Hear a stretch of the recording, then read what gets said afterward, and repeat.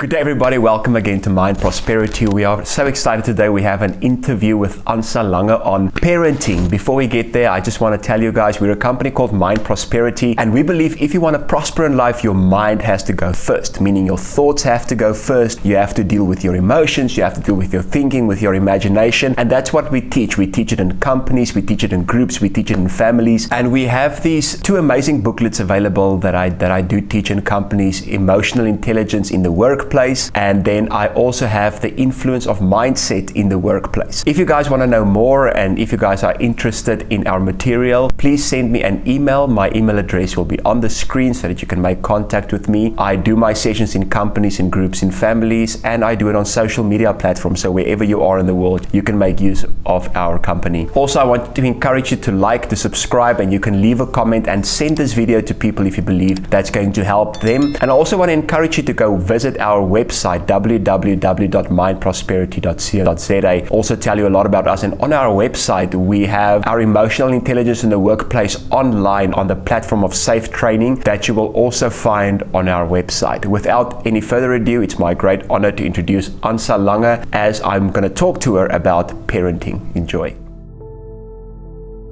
Okay everybody, welcome to Mind Prosperity yet again. We're very excited today to present and to introduce Counsellor to you, and today we're going to speak about parenting. So for those of you guys who are here for the first time, who are checking out our videos for the first time, we are a company called Mind Prosperity, and the reason we call our company Mind Prosperity is because we believe any place in life that you want to prosper in is you have to go with your mind first, or you have to go head first, or another way I can say it is see it before you see it. You have to see it in your imagination, you have to see it in your mind a lot of times before you will see it in real life. So today I want to say, whether you are a parent or whether you want to be a parent one day, this session is going to help you, and this session is going to be very good information to help you in the area of parenting. Ansa, thank you so much for being on our couch today. Thank you very much. It's an honor to be here. I didn't know I was going to start like that, but I did. So, first thing I want to know is just tell us a bit about yourself, about your company, about what you do. Okay, so 24 years ago, when I became a parent, I realized that I would not be able to do this on my own. And I found myself a brilliant parenting coach. Back then they were called therapists or psychologists or play therapists or whatever. And she really supported me through my parenting journey. We worked together for a very long time, and I eventually started presenting some of her material, and sadly she passed away, and I was able to carry on with it. So my passion for children really came from there, where I saw the difference in our own children when I used the techniques she taught, because it was never a case of reinventing the wheel. It was just keeping the wheel turning.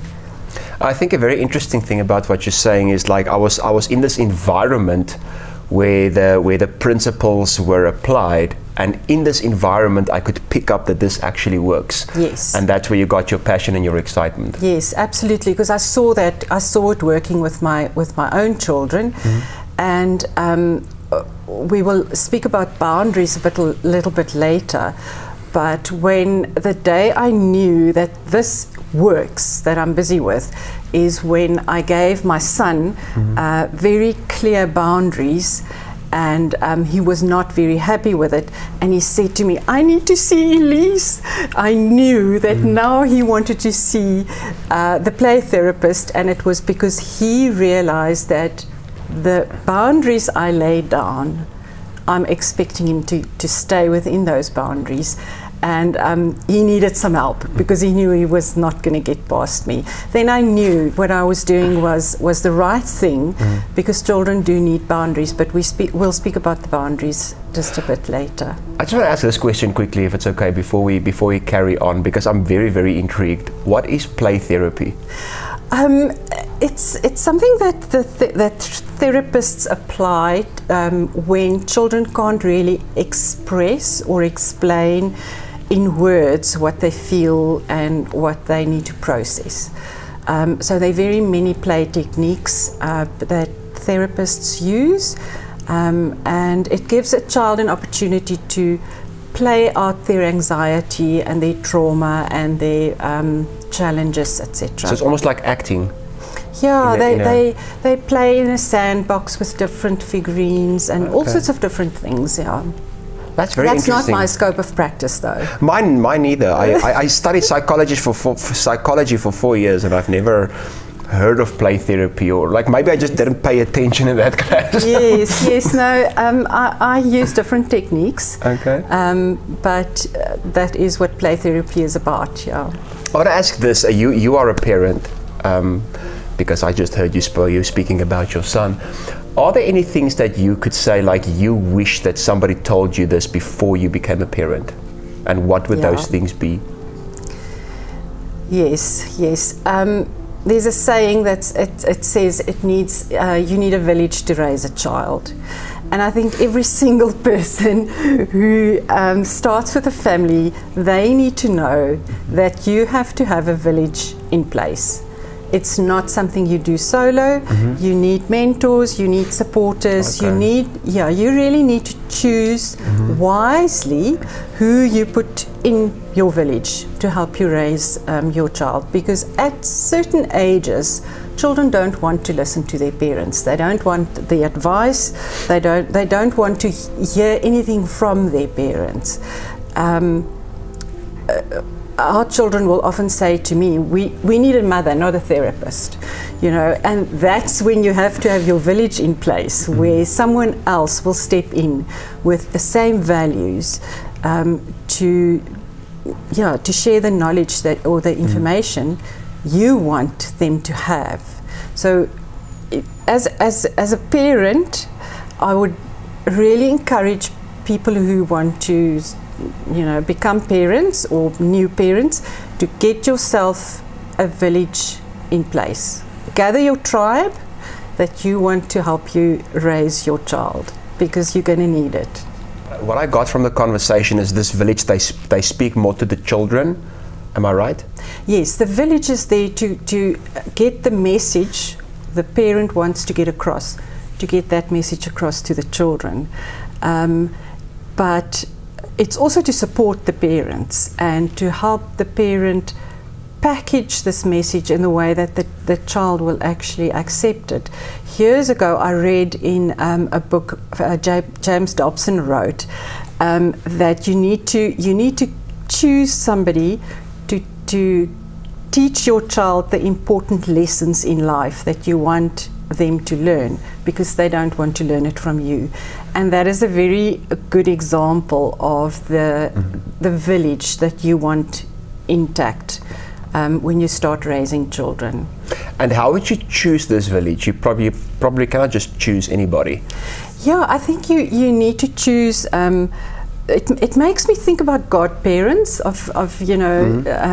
in certain cultures and years ago, having that godparent who's also responsible for laying down values and supporting and so on. So you would obviously choose people with the same values and people of different age groups, because sometimes they need a teenager, when they're young, and sometimes they need somebody that they can relate to at a certain age. You will choose people close to you, and you can also use stories, because children always listen. And when you discuss something with your husband or your wife or a friend, and you discuss the lesson that you want them to hear, as if you're not telling them what the lesson is, you chat to your friend about it, and they are all ears, they listen. So they get the message, but you're actually just doing it, you're sneaking in from the back end to get the message across. Where if you speak to them directly, it will be, oh, mom, but yeah. That's very, very good. And tell me, what would you say are some of the greatest challenges that parents face today? Certainly that we are not equipped to deal with the world we're raising kids in, because we didn't grow up in what the world looks like now. So we're parenting from our frame of reference, and it looks so much different, and it changes so much because of the social media and the digital world and so on. And I think that's one of the biggest challenges parents face. The social media, or the social media that children are exposed to, and it's not as simple as not giving my child a smartphone, because they are exposed to social media, they're exposed to YouTube, the internet, whatever. So it's about teaching them the skills they need to manage the information they're exposed to, and helping them understand why you want to protect them against certain material, and what that it's harmful and why it's harmful, and that certain things you can't undo, you can't unsee. There's no rewind in life when you've seen stuff like that. So they really need to understand where you're coming from, and not just feel that you are being an obstructive parent who is trying to keep them small, or take something away from them. So I think that is a huge challenge today. We as parents are not equipped to deal with how life is, because life has changed. Life is different, and they are getting exposed to stuff that we are not equipped to deal with. They really need to be protected, and we don't know how to protect them, and against what, because it's not part of our frame of reference. So that's again part of the village that you need to put in place for yourself. Use resources and get people involved who you trust, so that your child gets the necessary information, develops the necessary skills, so that they can use their social media in a safe way, for example, social media. That's very good. And then what advice would you give to new parents? Maybe something people don't really talk about that often. Yes. Lately, I've been working with a lot of challenges in sexual education, and I think that is something parents also don't know how to handle, so they leave it until they get this dreaded question of where do babies come from.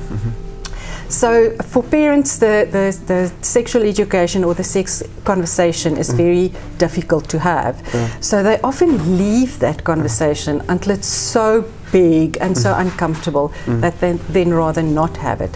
So to just normalize that conversation, and because to a child it's just part of development, it's like your nose or your ears, and just to keep that line of communication open, so that the sex education doesn't become something separate from the child or the parenting, so that it stays integrated.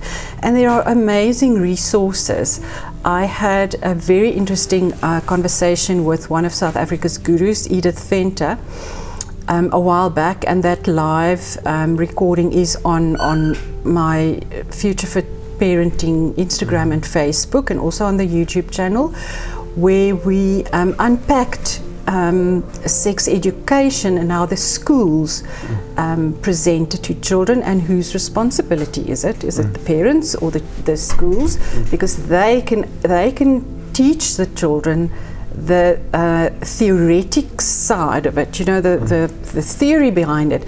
But I think it's the parents' duty to do it in a context of their values, because it's not the school's responsibility to teach the values. Yeah, that's very good. It needs to come from the parents, and then the school simply teaches, I think they call it life orientation. They simply teach the information, but it needs to be done integrated in a value system, and that is where the parents are so necessary.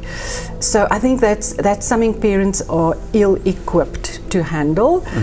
And because of that, and because there's not enough exposure, people shy away, or parents shy away from it, and then eventually it becomes a big, issue. When our daughter was I think she was 4 or 5 years old. We drove past Mediclinic, and she asked me, where do babies come from? And I was taken aback a little bit. I thought, sure, this is very early, but it's a very good opportunity to get into the conversation on that level. But my parenting coach of years ago taught me that whenever you are unsure of what to answer, to just maybe reflect it back and just say, where do you think babies came from? So I said, where do you think babies come from? She said, I don't know. Did they all come from this hospital? Because she was born there, her cousin was born there, her brother was born there, all our friends from the Platteland, they were all born there, those children. So to her, that's where babies came from. And it was just so amazing that the conversation could just flow around the babies get born here, but that is not where they come from. And then from there you take it a little step further, and you just keep it age appropriate. And if you always throw the ball back to them and say, what do you know about it? What have you heard about it? What do you think about it? You'll always know where they are, and that's where you meet them. And how would you say, when would parents know when and what to say? I think they must just listen to where their children are, and meet them there, and give them little bits of information so that they can integrate that, and then ask them, is there something else you need to know? Is there something else you heard that you may not understand? What else do you want me to tell you? And they will definitely lead you. We have a totally different perspective on what they actually need, and if we just kind of be mindful about this process and just be there, they will lead us. And we don't have to launch into a huge conversation, adult conversation about where babies come from. It can just be age appropriate, and just to normalize it. It's something beautiful, and every opportunity there is to keep the lines of communication open, and to meet your child where he or she is. That's great. So I just want to say to everybody on this part of the message that if you want to contact ANSA, if you want to know more about how and what they teach, you can find them on Facebook, on Instagram. They also have a YouTube channel, and also her email address will be on the screen if you guys want to make contact. So ANSA, earlier, it's my pleasure. So it's Future Fit Parenting. Are the account's names, and you'll find me under that. Okay, awesome. Yes. Earlier we spoke about boundaries. Yes. How do you bring in boundaries when it comes to parenthood and with your children? Okay, I think it's probably one of the most important questions of today, because children feel safe within boundaries. And the moment that a child does not have a clear, safe boundary, they operate from a place of fear. Okay. So they're insecure, they're uncertain, it holds them back, it really hampers their development, because they don't know where their safe parameters are, and they don't know how far can I go with exploring this, or where is the safe, where's the safety net, up till where will I be safe.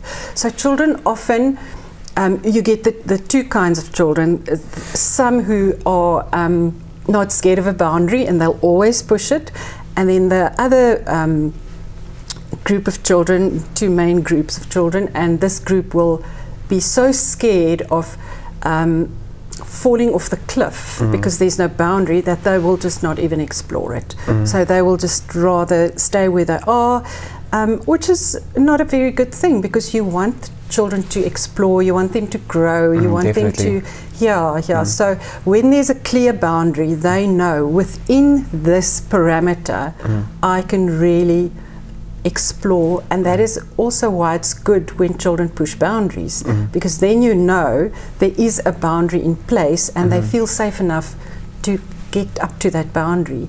And as soon as they've learned the lessons and the responsibilities around functioning within these boundaries, then you move the boundaries a bit because they need to develop and they need to grow. That's good. And with these boundaries, you have an opportunity to teach the emotional intelligence, which then actually the most important is the emotional regulation. To know that when I get to this boundary and it is a frustrating boundary, how do I regulate myself so that I can still function within this boundary? So boundaries are the bottom line, and that's where the discipline dovetails with the boundaries. And when would you say is discipline good and healthy, and when does it become too harsh? Okay, so harsh discipline can hold a child back from developing. As soon as they're scared to try things, because the discipline is so harsh, they will also not develop fully. A firm, gentle discipline, but very firm, is the best way, because then they know what to expect. It's always the same, it's predictable, they don't have to operate from a place of fear. So harsh discipline can be internalized as a very critical parent, a critical onslaught on me as the child, you know. So if it's harsh, it's hurtful. And when it's firm and predictable, it's helpful. So if I understand you correctly on that, like a critical reaction will cause a child to feel I'm the problem, not what I did is the problem. Yeah. And what you want to do is you want to explain, or you want the child to feel, you know, I'm not the problem. What I did maybe was a problem. And I think when it comes to this whole thing about fear and boundaries, I think what you're trying to explain is like a boundary has to be respected but not feared. Yes, absolutely. Am I correct if I say? Spot on, yeah. Yeah, spot on. Spot on. So I can become a parent now. Spot on. You just didn't say yes or no, just spot on. Absolutely spot on. So how would you say do you teach the children these boundaries without kind of like suffocating them? That is very important. And when I do my parenting workshops, parents are always very startled when I say to them, the definition of a good parent is to raise your child in such a way that they don't need you. Oh, that's good. Because I want to become a parent now. My children won't need me. Because if you always do everything for your child, the message you give them is, I don't have faith in your ability to do it for yourself. Wow, that's good. Okay, so as soon as a child can do something on their own, that's the good time to hand it over to the child. It's not that you're not supporting the child. It is just that you show your child, I've got absolute faith in your ability. I'm here if you battle, and battling is a good thing. It's good to learn how to struggle. We shouldn't be scared of struggling, and it's an opportunity to try again and to grow and to find different ways of doing what you're trying to do. So to allow them to make their mistakes and allow them to grow from their mistakes and not fear making mistakes. That's good. That it's fine. I'm not going to be in trouble when I try something and it doesn't work out the first time. Yeah. So that's very important. But parents do kind of double take when I open my workshops with a successful parent is a parent who's not needed by the child. Okay. Yeah. And all in context, of course. Which comes out then in the workshop. Yeah. But that is the bottom line. If you want to be a successful parent, your child needs to know how to fly, and they need to be able to leave the nest and fly on their own. And as I understand, speaking about values, also in your workshop you teach them about core values. That's right. Yes, and I often find in my practice that when we start working with values, very few people can actually name their values. because there are things that you value, and those things change throughout life. But then we have our core values, which make us who we are. And the reason I speak about 5 is just because there's so many. You know, if you go and research it, you'll find a list of 30 up to 300, and they all overlap. But it's just easier to work with 5 values or 6 values. And in our home, this is what we do. In our home, we don't shout. In our home, we give each other a turn to speak. So if you can identify the 5 core values that you live and stand for in your house, then it's easy to teach that to your child, because it's clear. You don't have to go and find things and reasons. You can always tie everything that you teach back to in the core our values. house. Yeah. This is the value. In our house, we do it like this. And also to say in our house, because other households differ. Other people have different values, and it's not wrong. Yeah. But to know that we function within these 5 core values. It could be 4, it could be 6. If a child, you know, goes through bullying at school, you know, and I think it sometimes can sometimes relate to values. You know, you can sometimes have a child with values, and they maybe get bullied because of their values. I'm not saying always, but how do you teach a child to handle that or work through that? Okay, yeah. And that's a very valid topic, because we see that so much. It's almost as if it's just a bigger problem in schools. And I think it's also got to do with children not being strong enough to stand up for themselves, which then goes back to at home. Am I allowed to have a voice at home? Am I allowed to express that I'm not happy with the way you're doing? Am I being respected enough at home that I can expect to be respected somewhere else? Am I worthy enough of saying, no, I'm not happy with your behavior or with your comment or whatever? And that comes back to at home. Am I allowed, you know, to have a viewpoint? Am I respected enough, and do I believe enough in myself that I don't have to stand, stand helplessly against a bully because I've never been allowed to say no. So yeah, in schools, in life, we find bullies. You know, adults bully adults. So it's a matter of teaching your child that this is our values, and teach them how to say no, because if you kind of practice at home how to say no about things in a respectful way, you can set your boundary and say to somebody at school or a bully, look, this is not the way I do it, or I don't agree with the way you're treating me, or with what you're saying, or whatever. So it all goes back to what do we allow our children at home? Because that is actually where they develop the skills and where they get the tools to go out and, you know, manage themselves out there. And there will always be a bully. Always. Someone, you'll always have somebody in your life challenging you, whether you package it as a bully or just a boss or a colleague or a family member. It doesn't matter. There's always going to be somebody pushing your buttons, getting into your space, saying things you don't like. And if you have the skills to manage that, and to also realize that it's not always about me, it's about that person and that person's issues. That's very good. You know, so that you can detach from it and just see it as, okay, it's not that I am a bad person, I'm the bad person. It's just that, you know, they experience life as being against them. So they, you know, that kind of thing. So, but it goes back to what parents teach their children.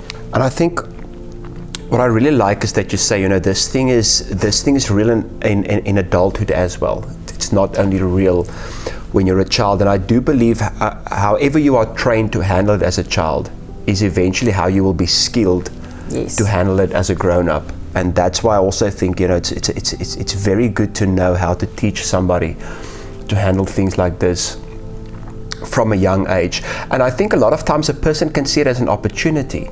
Yes. You know, to Absolutely. say the fact that this is happening is an opportunity for me to teach my child, or me as a child, it's an opportunity for me to learn how to handle this for the... I remember when I was at school, I don't know why I'm bringing this up now. I remember when I was at school, I thought, like, you know, as soon as I'm done with school, then I can just do what I want and be the person who I want, and all of these challenges won't be there anymore. and you know, and I think as a grown-up, you think like, but it's crazy to think like that. But children do think like that. They think like, if I'm just done with this, then all the trouble is going to be done with. Yeah. And there are important skills to teach your child, because if you can teach them how to apologize, because there's always conflict, because there are certain ways to apologize, instead of just saying, oh, I'm sorry, because oh, I'm sorry is just so easy to say. And if you teach them how to apologize, it just makes all the difference in building relationships and nurturing important relationships, keeping your tribe together. Even as a child, they need their tribe. And so if you can teach them how to say no, how to apologize, and you kind of recite it at home, you get them to practice and say, okay, if a friend says this, this is how I'm going to respond. You as parent have a responsibility to help them prepare themselves for these situations. Because if they find themselves in this situation for the first time, they're not going to know how to handle it, because they didn't even know there was a situation like that.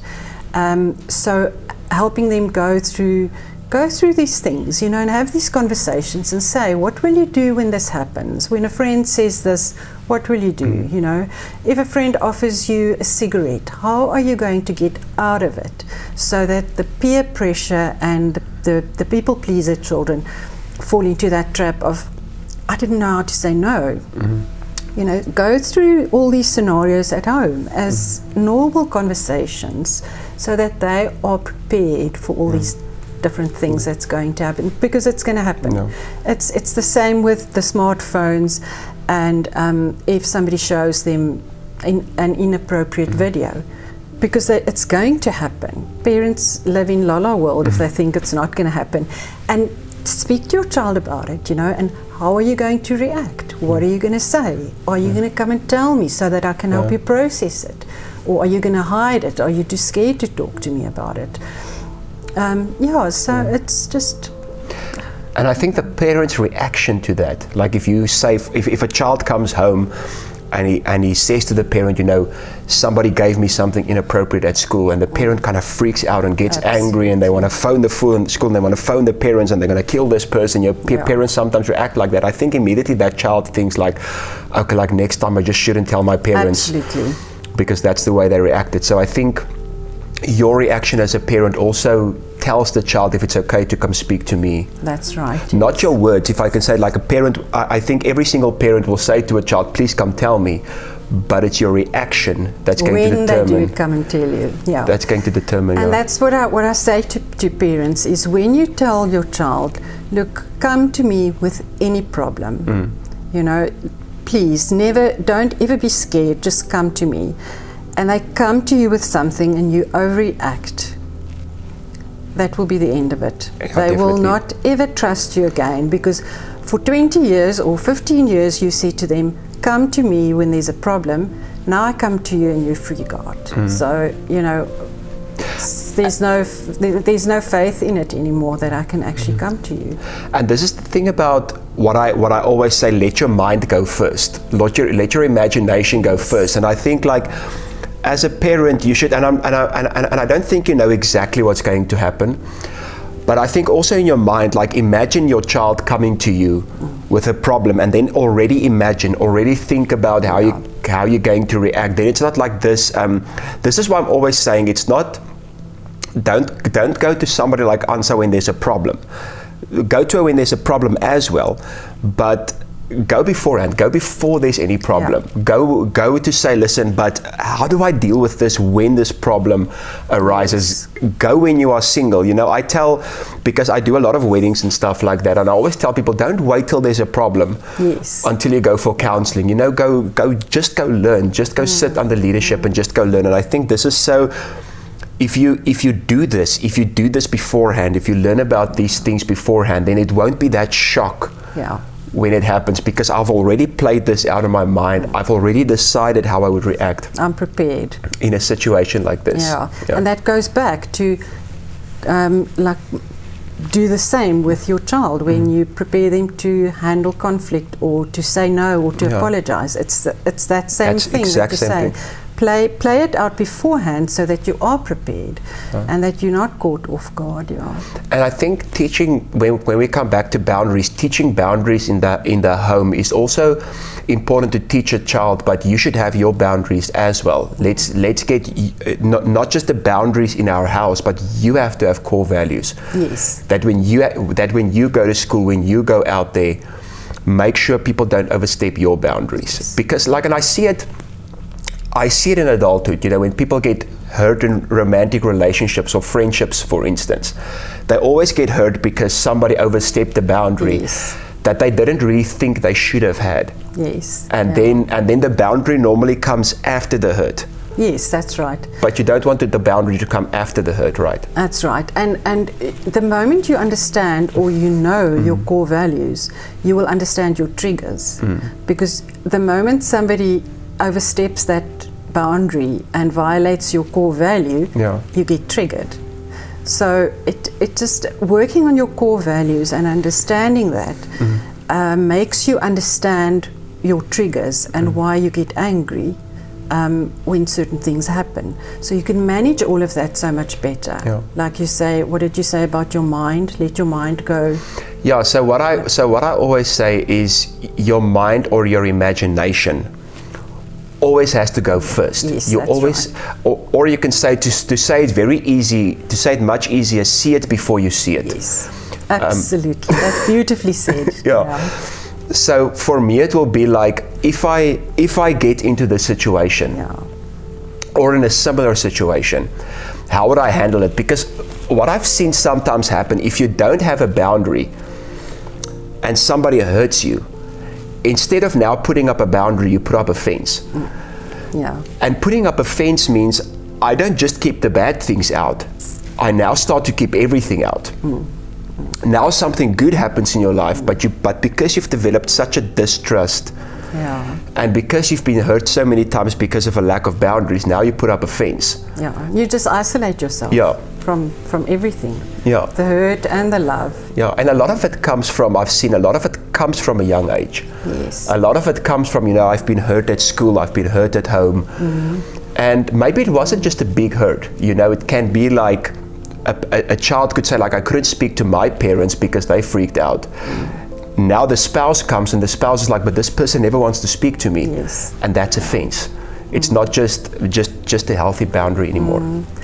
And there's so many tools, like you say, if you see it first, that you can actually use, because when our children started sleeping out at a young age, we would talk about feeling uncomfortable, and that mommy would phone you to say good night, and when you feel uncomfortable, just tell me, the key word is teddy bear. I need my teddy, I forgot my teddy bear at home.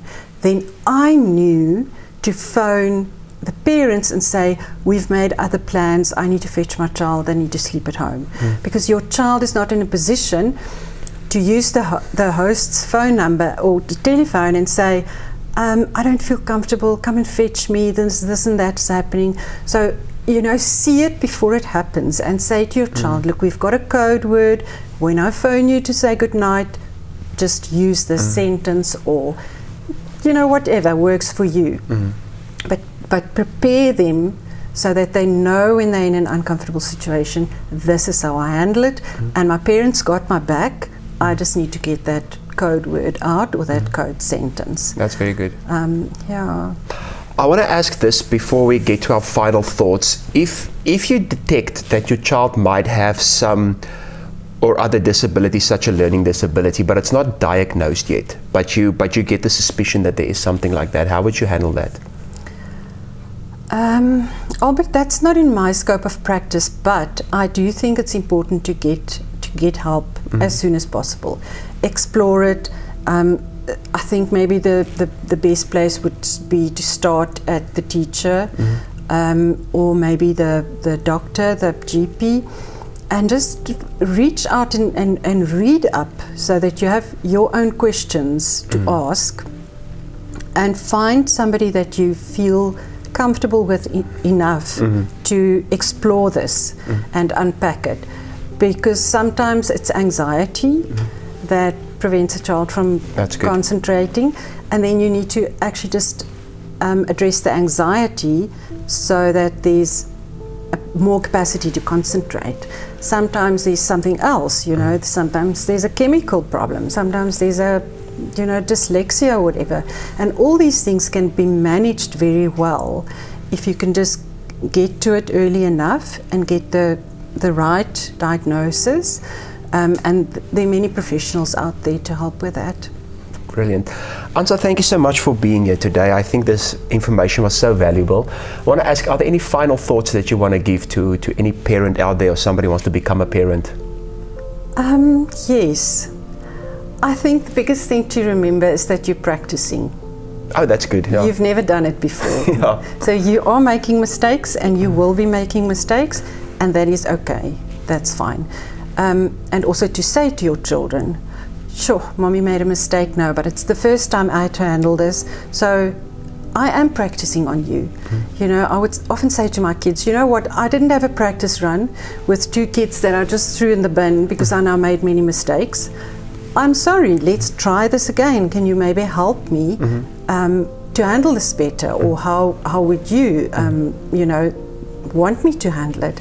So yes, as a parent, I can just tell you, if you think you're not making mistakes, you're making a mistake, because we all make mistakes, and it's okay. That is how we all grow. That's where our children's character gets developed, and that's part of the journey. And to just have self-compassion and embrace the journey, embrace the mistakes, and the mistakes bring opportunity to connect and to strengthen that relationship. That's brilliant. Thank you so much for being on the channel. Thanks very much. It was really nice. It was great to have you. Thank you for everybody who watched, and I do believe you guys enjoyed this. So from Mind Prosperity, we love you, and we'll see you soon again. Goodbye.